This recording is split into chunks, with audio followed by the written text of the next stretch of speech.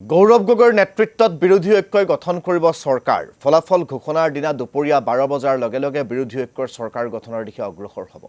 ফলাফল ঘোষণাৰ পূৰ্বে চিপ্ৰাং গাদ্দাৰ প্ৰসংগ উত্থাপন কৰি বিজেপিয়ে ৰাজনৈতিক পৰিৱেশ বিনষ্ট কৰাৰ চেষ্টা কৰি আছে। বজালীৰ ভট্টদেৱ বিশ্ববিদ্যালয়ত স্থাপিত ষ্ট্ৰং ৰুম পৰিদৰ্শন কৰাৰ পাছতে এই মন্তব্য কৰে সাংসদ ৰকিবুল হুছেইনে।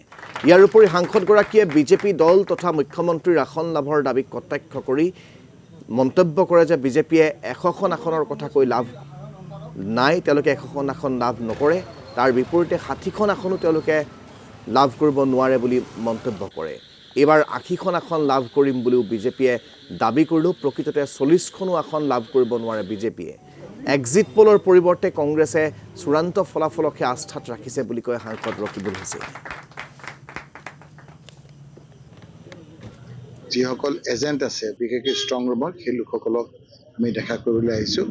বিৰোধী ঐক্য মঞ্চৰ ৰাতিপুৱা বেলা আপোনালোকে নিশ্চয় ছ'চিয়েল মিডিয়াত দেখিছে যে আমি ৰাতিপুৱা ধুবুৰী জিলাৰ কেওটা সমষ্টি 5টা সমষ্টিতে আমি এনেধৰণে পদাৰ্পণ কৰি আমি তেখেতৰ লগত কথা পাতিছোঁ।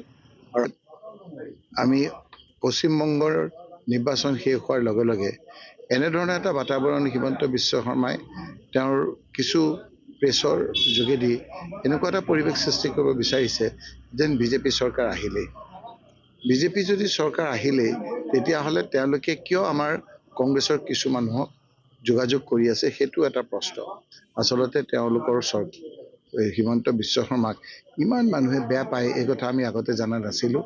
যেতিয়া ইলেকশ্যনৰ দিনা কোনোদিন কংগ্ৰেছক ভোট নিদিয়া লোকসকলে ভোটদানৰ পৰা ওলাই আহি জয় জুবিন দা বুলি কৈছে, তেতিয়া বুজিলোঁ যে হিমন্ত বিশ্ব শৰ্মাৰ প্ৰতি কি ধৰণৰ ক্ষোভ আপোনাৰ মানুহৰ মাজত আছে।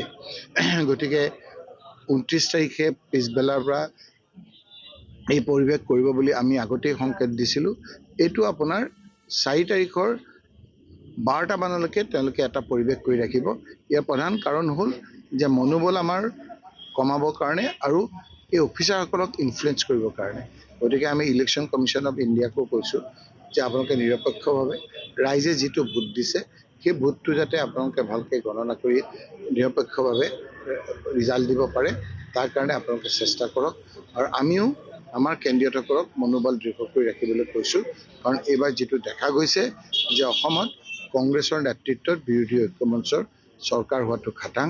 গতিকে এই সময়ত হিমন্ত বিশ্ব শৰ্মাই বিভিন্ন ছলচাতুৰিৰে আমাৰ মাজত বিভ্ৰান্তিৰ সৃষ্টি কৰিব বিচাৰিব, তাত যাতে বিচলিত নহয় সেইকাৰণে আমি ইয়ালৈ আহিলোঁ। আৰু দিলীপ বৰা ডাঙৰীয়াকো আমি ইয়াত লগ কৰিলোঁ আৰু দিলীপ বৰাৰ এজেণ্টকো আমি লগ কৰিম। লগ কৰি আমি আজি এই কথাখিনি আজিৰ দিনটোৰ কাৰ্যসূচী আমি ইমানতে আমি সেইটোকে ক'লোঁ যে এক্সিট পোল আপোনাৰ যোৱাবাৰ যদি আপোনালোকে চাই ঠিক এইটো সময়তে হিমন্ত বিশ্ব শৰ্মাই কৈছিল যে আমি 100খন ছিট পাম, কিন্তু তেওঁলোকে পালে 60। 100ত যদি 60 হয় তেতিয়া 80ত কিমান হ'ব? 40 মান হ'ব। এইবাৰ 80 পাম বুলি কৈছে, তাৰমানে 40 মান হ'ব। যোৱাবাৰ 100 পাম বুলি কৈছিল, তেওঁলোকে পালে 60। এই কেইদিনমানৰ আগৰ আপোনাৰ যিটো লোকসভা হ'ল সেই লোকসভাটো গোটেই ভাৰতবৰ্ষত এক্সিট পোলে দেখালে যে বিজেপি NDA 400 পাব। এইবাৰ 400 পাৰ হ'ব, কিন্তু কোনোমতে বুকুচাত উঠি কেইবাটাও দলৰ আজি দিল্লীত চৰকাৰ কৰিব সমৰ্থ হ'ল। 273টাও নাপালে, 260টা পালে আৰু ইণ্ডিয়া ব্লকে আমিও 260টা পালোঁ। গতিকে তেওঁলোকৰ 400 পাবলৈ 260 হ'লে 100 ক'লে যদি আপোনাৰ 60 পায় তেতিয়া 80 পালে কি হ'ব আপোনালোকে জানেই। আজি বজালী নিচিনা চিটত আমি আজি জিকিম, য'ত আমি কংগ্ৰেছে ভাবাই নাছিলোঁ। আজি আমাৰ অসম জাতীয় পৰিষদত এলায়েন্স কৰাৰ লগে লগে আমি সকলোৱে সন্মিলিতভাৱে আমি জিকিছোঁ।